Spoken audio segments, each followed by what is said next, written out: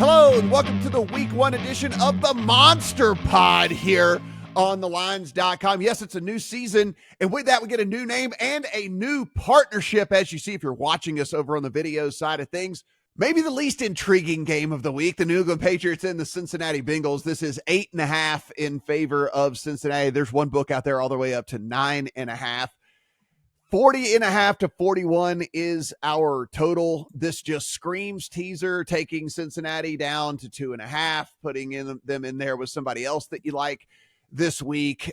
Steven, look, it doesn't matter whether Jamar Chase plays or not. Cincinnati's going to win this game. Patriots are the least talented team in the NFL, and they're not going to go on the road in week one and win this game at Cincinnati.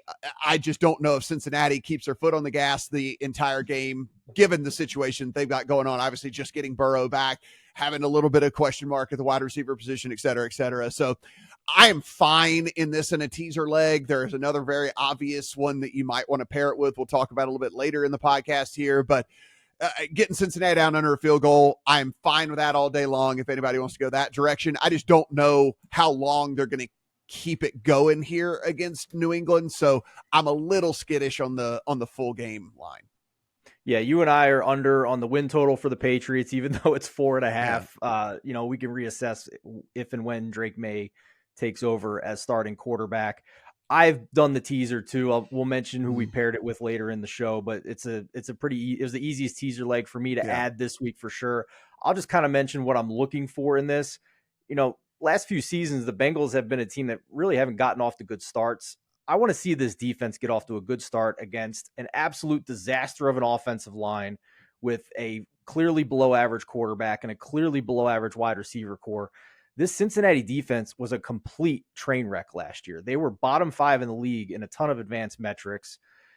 I'm at least a little encouraged by some of the offseason moves. They are now pretty much projected around league average for their front seven, their D-line, their secondary.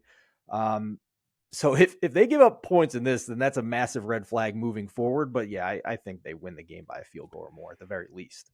Yeah, Ryan, I think the other thing I'm just looking at here is it is now revamped offensive line version 3.0 there in Cincinnati, because they've tried to revamp it 2 other times and protect Joe Burrow. So, how do they hold up against this New England defense that, again, shouldn't be killers on the pass rush at all? So maybe there would be signs of like, oh no, if Joe Burrow's feeling a bunch of pressure out of this defensive line. So maybe that's at least something else that we can take from this game and move forward with. Does this offensive line protect Joe Burrow against a pass rush that we're not all that worried about?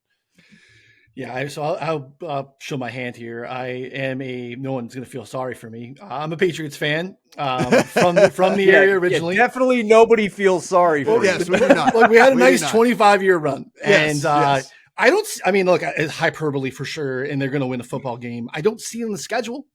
I'll tell you that right now. I don't see where it is on the schedule currently. The fact that they have the hardest schedule in the league is it's really tough, and it's super hard to start.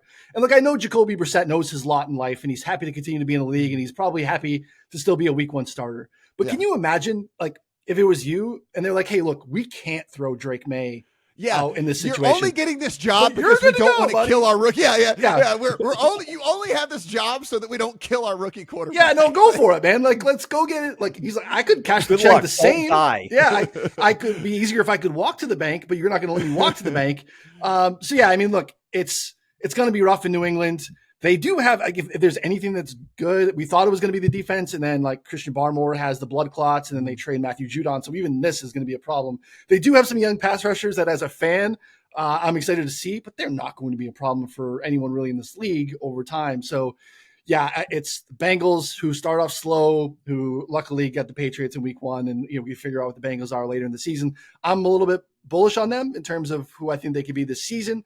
But I'd love to see it a little bit too. Obviously, we're dealing with some unknowns with, a wrist injury that no one's really ever had before, especially at quarterback, and a situation in terms of Jamar Chase. Like, I'm excited about Jamar Chase in the slot this season, if we can ever get him on the football field. Tyler Boyd moving on bodes really well for a slot receiver it's been going up and up and up a little bit. We can get like 40%. Look what happened to CeeDee Lamb when they just moved him in the slot. Mm-hmm. Like, you could see Jamar Chase explode this season for this offense. So yeah, New England's in trouble. They're not going to cover this number. And good luck, Jacoby Brissett.